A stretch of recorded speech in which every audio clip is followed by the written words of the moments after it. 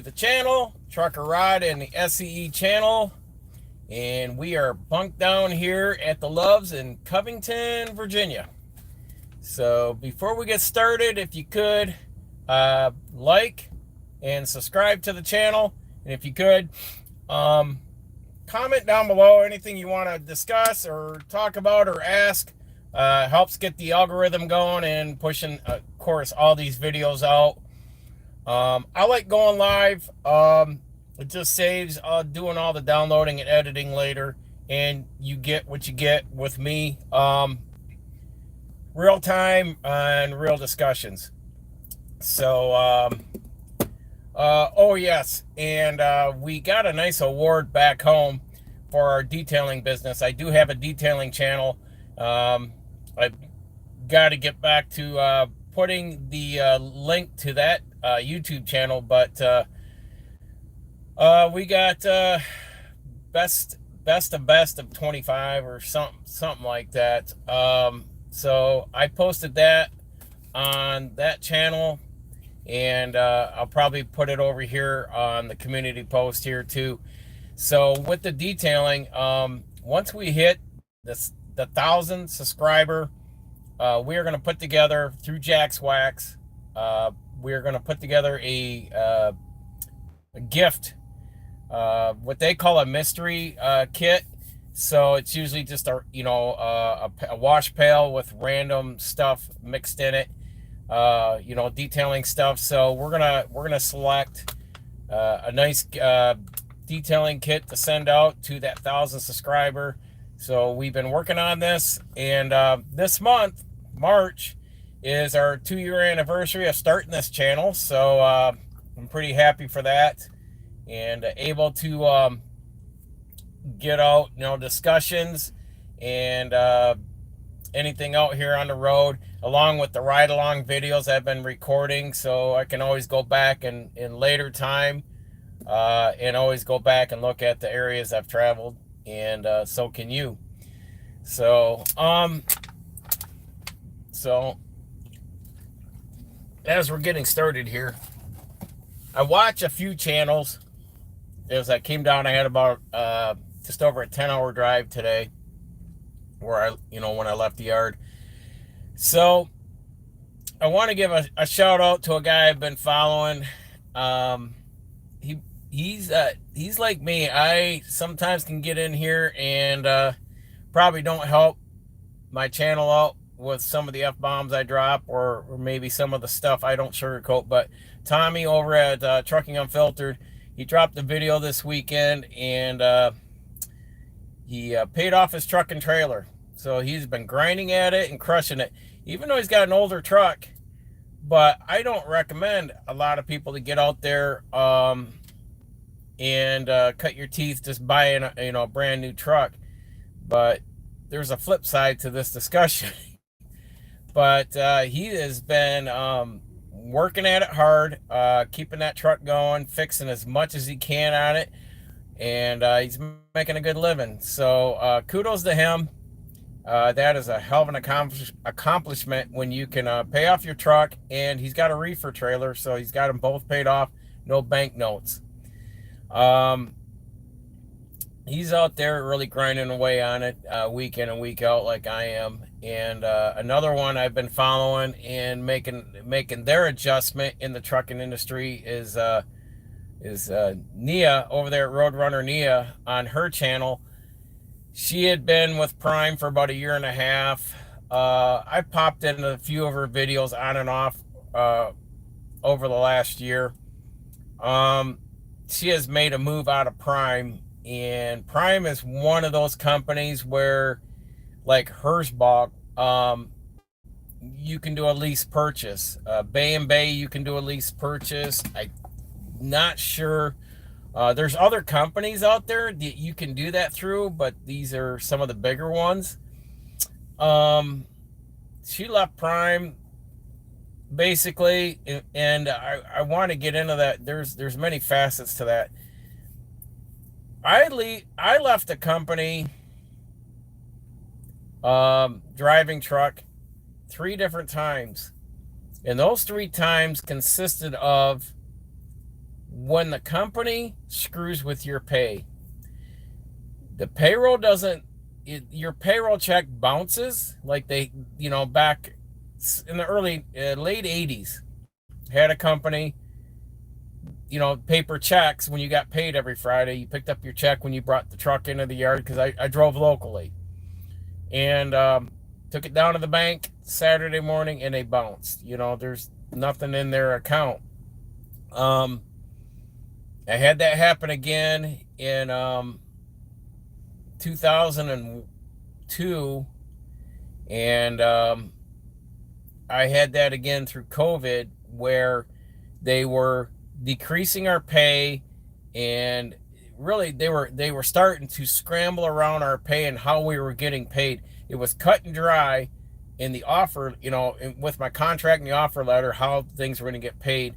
And then they started taking away. When they start doing that, or checks are bouncing, or in her case, they waited over 2 months to say, hey, we screwed up over at Prime, and they screwed up, and they gave her a rate to haul. And she was hauling during this past Christmas, during the holidays, which would just infuriate me. But to be giving your time out there to a company that's, multi-million, nearly $1 billion company, who knows, multi-million-dollar company, they come back in February, 2 months later, and say, they initially said on her settlement letter, we're going to pay it $2.96 to haul this load per mile. Then it come back, you owe us $900. Basically, we didn't set the rate right, and it was supposed to be $2 a mile. And then they're like, you got to pay us $900, and they weren't going to fudge. And she goes, you don't have no safety systems to suck up that cost. $900 for a company should say, look, we screwed up in the office. We gave you the rate. She had the screenshot of it. She, all these drivers, even Tommy, everybody keeps their stuff when they get a load from a broker. And you keep your paperwork. So if you have this discussion coming back to you 2 months later saying, we screwed up. Hey, you guys screwed up in the office.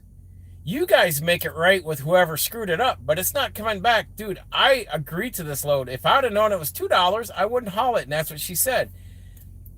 But they got her to do it, and I think this sometimes is a ploy for companies to get people to do this shit.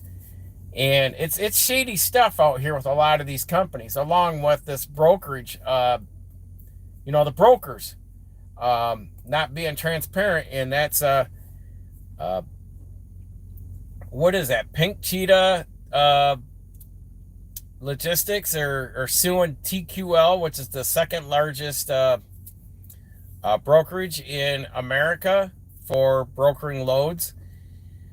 So now they're going to court over transparency on they need to reveal to the drivers or the carriers on what they are, what the rates are, what the broker's getting, what the driver's getting, what the shipper's paying.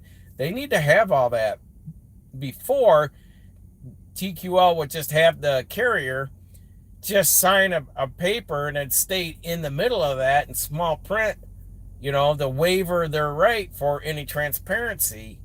So they would just settle for a rate. But yeah, it turns out, it sounds like TQL was getting like 44% of the pay-in on that per load.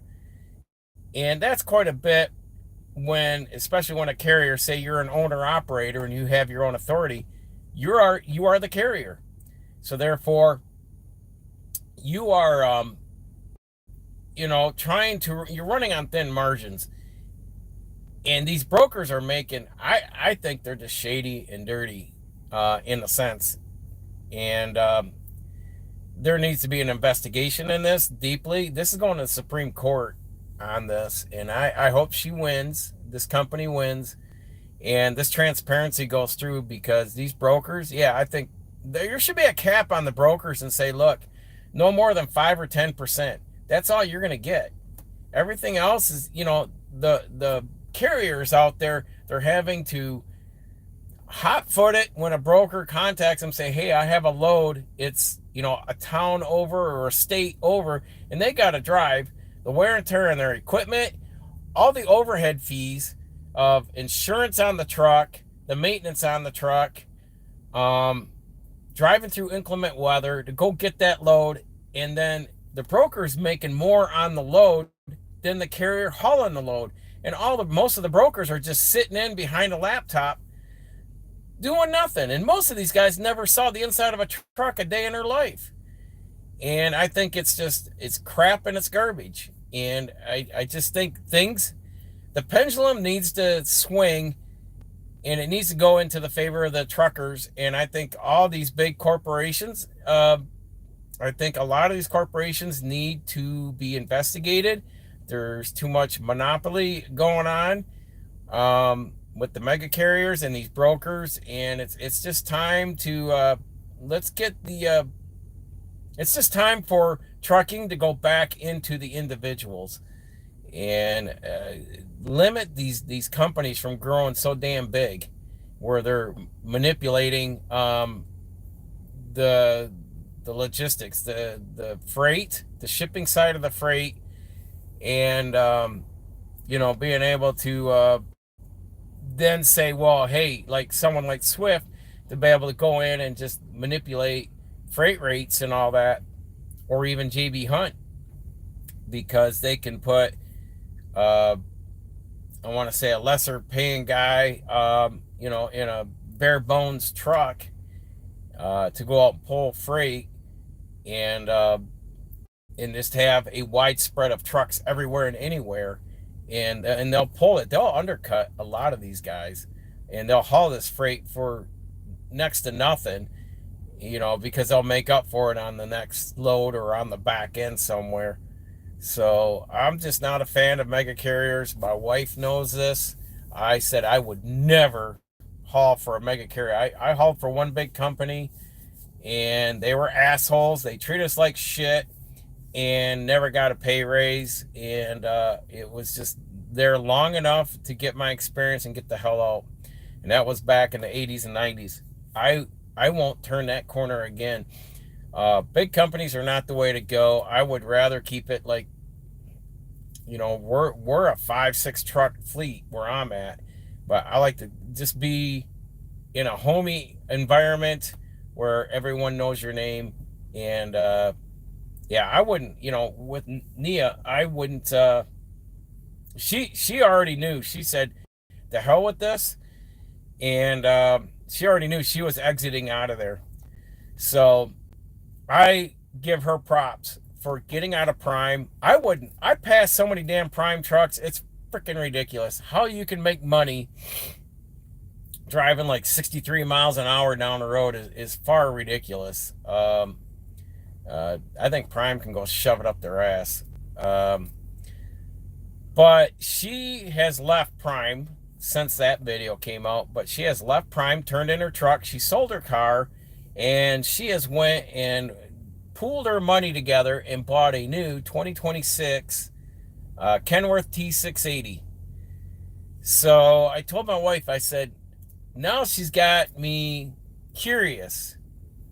And not only curious, but inspirationally, like, all right, you got a banknote on a new truck.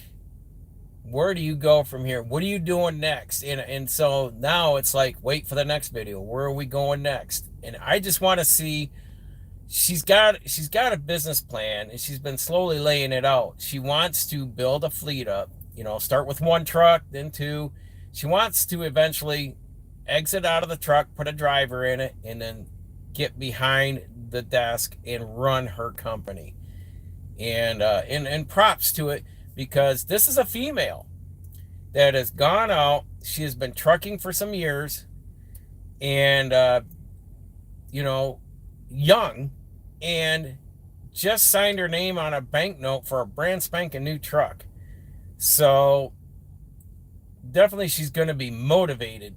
And, you know, for a female in the industry going after, getting her first new truck, or, her own truck, and going out there and making a go at it in an industry that is more than wishy-washy right now. It's like the markets are up and down, and there's no consistency with it. And what really in the go in lieu with that, because she was hauling reefer at Prime, like Tommy there at Trucking Unfiltered. Now, what gets me is what's being brought up in the financial channels is Tommy comes out of Nogales a lot, and he's got a lot of freight that comes across the Mexican border, cross dock in Nogales, and then he hauls it over here to the East Coast.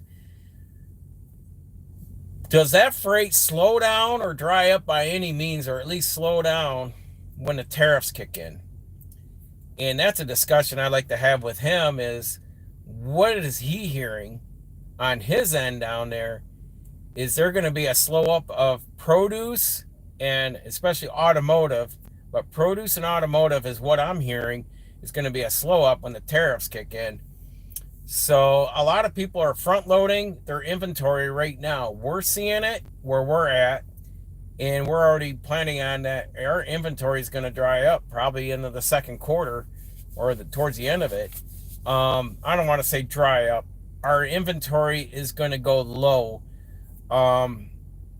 In some of our stuff we carry, others they'll carry good, but a lot of it's just going to be the stuff that comes cross-border over the pond if the tariffs kick in. So we have to wait and see with these tariffs, because even if you are an American manufacturer, you make every single thing from A to Z. Just know that where's your raw materials coming from. And if you're importing your metal, your plastic, your glass, whatever it may be, if it's coming across the border or across the pond, it's going to affect even the American manufacturers, not only the distributors that are receiving products that are being built in other countries being brought here. That may be a slowdown, and of course with produce. So I'm curious to talk to Tom and see, are you expecting to see a slowdown coming across the border? And if Nia is going to be hauling reefer, I don't know yet. She bought a truck. I don't know if she's got her own authority. I haven't heard her say that yet. But or if she's going to fly under someone else's authority, and what would it be? Reefer? And I agree with Tom. Tom and I are really in a like-minded sense that at this point, if the industry got really tight, I would either go step deck or RGN, because you still got road construction. You still can move equipment with an RGN or a step deck, whether it's construction equipment, utility equipment, agricultural equipment, but that and building materials. That's the blessing of having a step deck. RGN, you can get into the heavy haul and even step up and make more money. But there is a lot of factors going on that are starting to arise as we're going into this month of March. And I'm watching these channels, and I'm listening to the finance channels, and I'm just trying to follow the money and see what's going to be affected in the markets. Again, I'm out here, I'm driving truck, and I'm doing everything I can, and keeping as busy as I can. If these guys got anything they want me to do, I'm doing it. But when they don't, I still have backup plans at home that I've been working on and going forward with, because like I said before in previous videos, when the time comes, my health or my time is not suitable to be out here anymore, I've got a backup plan, and that's not going to be reliant on looking for another job for a company. I want to be in my own business and as an entrepreneur, working from home, building businesses out, and doing other things, investing, stocks, stock brokerage, online businesses, you know, and then I got my physical business, my detailing. Like I said, I've got my feet and enough irons in the fire to keep myself cash flowing, and I want to say hedge myself to be recession proof in a way that we don't get backed against the wall like we did 12, 13 years ago coming out of the GFC. But the tariffs coming out of Mexico, I want to know, I would really like to know those two drivers. I really like to say, are you looking at produce and where is it going to be sourced from? Or what's the next step if that slows down? Where else do you pull from? So there's other areas in the country. Obviously, California is a big agricultural state, and you can definitely pull produce out of there. But it's, you know, it's a give or take because it's not that bountiful coming out of California, and freight doesn't pay all that well any more than it does out of Texas. So I am just right on the bubble right now to just see where things step from here. My throat's drying up, and I apologize for that. This transition from a few weeks ago having 0-degree temps to this 60-degree temps last week, it's kind of kicked my throat. A little bit of scratchy throat and all that last week. But anyhow, I'm going to cut it here. I'll catch up with you folks in a couple days. I do have a ride-along video. I'm downloading that. I forgot to do it while I was home. That should be coming out this week, either Tuesday or Thursday. So look for that. And until next time, stay safe. Continue educating yourself. Knowledge is learned, not taught. And make more money and spend less. We'll see you in the next video.